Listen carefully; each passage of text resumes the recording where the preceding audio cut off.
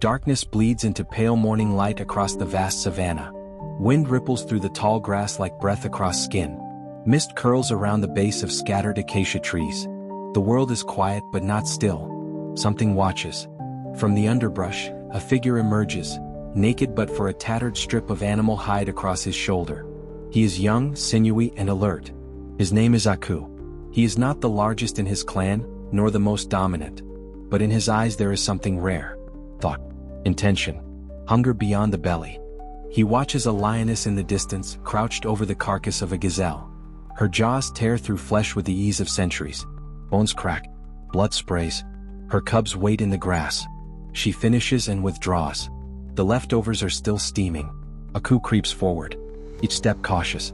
A twig snaps beneath his foot. He freezes. But the lioness does not return. Her tail flicks lazily in the tall reeds. She is sated. Aku is not. He kneels beside the torn body. Flies burst into the air. With a sharp stone flake in hand, chipped from river rock, he scrapes meat from the ribs. He cracks a femur against a stone. Marrow oozes out. He dips a finger in and sucks. Thick, warm, life. The air shifts. Behind him, a low growl. Hyenas. The trio. They move closer, sniffing. One snaps its jaws. Aku snarls, more out of fear than defiance. He grabs a broken limb of bone and swings it wide. A warning. The hyenas pause. But only for a moment. He knows this is their territory. He runs. Clutching the stone and the marrow-laced bone, he bolts through the grass, breath shallow, heartbeat loud in his ears. The hyenas chase for a few steps, then give up. There will be more carrion. He returns to the clan, a scattered gathering of hairy figures crouched beneath stone overhangs and thorny trees. They chew roots, dig for insects. No one looks up as Aku approaches. Not even when he places the bone in the middle of the group. A toddler crawls over and licks the marrow. Only then does his mother glance at Aku. There is no thanks. Only a brief recognition. Survival, nothing more. That night, the stars burn like ancient fire across the sky. Aku cannot sleep. He listens to the snores and grunts around him. But his eyes are fixed on the horizon, on something beyond. He leaves quietly under moonlight and walks to the riverbed. There he kneels with his hands in the mud, shaping wood. A straight branch, sharpened at the end. Again and again he rubs stone against it, shaving splinters away. His palms blister. He grunts, endures. Then finally he tests the point. Not sharp enough. He continues. By dawn he is gone from camp. Alone on the plain, he moves low to the ground, spear in hand. Not scavenging. Hunting. A warthog grazes in the distance. He stalks closer. Raises the spear. Throws. Miss. The spear skids across a stone. The warthog bolts. Aku curses, a guttural sound. He retrieves the spear. The point has snapped. Again he begins to sharpen. For days he fails. His body weakens. His feet blister. His hands grow calloused. But he learns. The animals teach him. They do not mean to, but they do. Where they hide, how they breathe when they flee. Then comes the day of wind. The sun is high. Dust curls across the plain. A herd of gazelles leaps in the distance. One stumbles. Its hind leg is injured.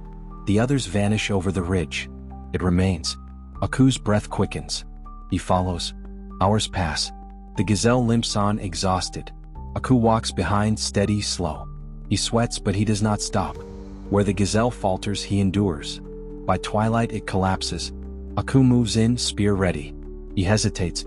The animal stares at him, eyes wide, side heaving. He raises the weapon, lowers it, then strikes. The kill is not clean.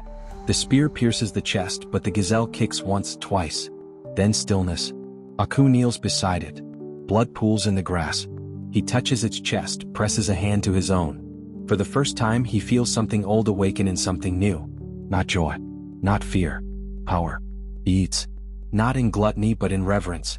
He tears strips of meat with his teeth, smears blood across his face, smokes the hide with dry grass. He takes only what he can carry. The next day he returns. The clan watches as he approaches.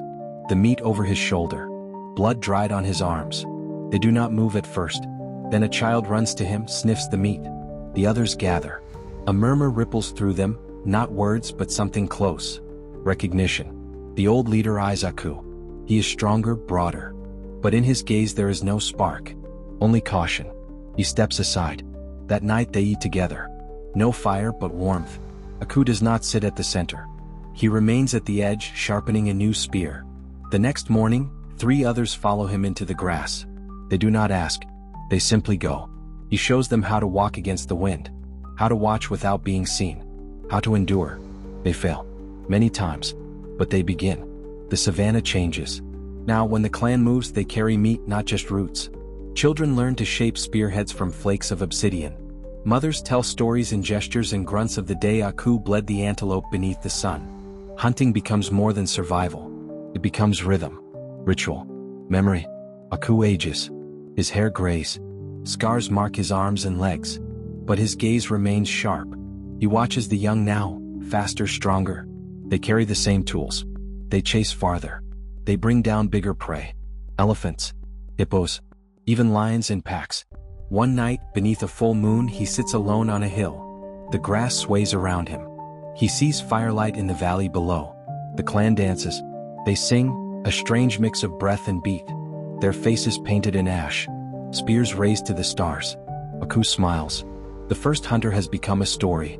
A rhythm in the blood. He closes his eyes. The wind carries a single cry across the plain. A spear raised in triumph.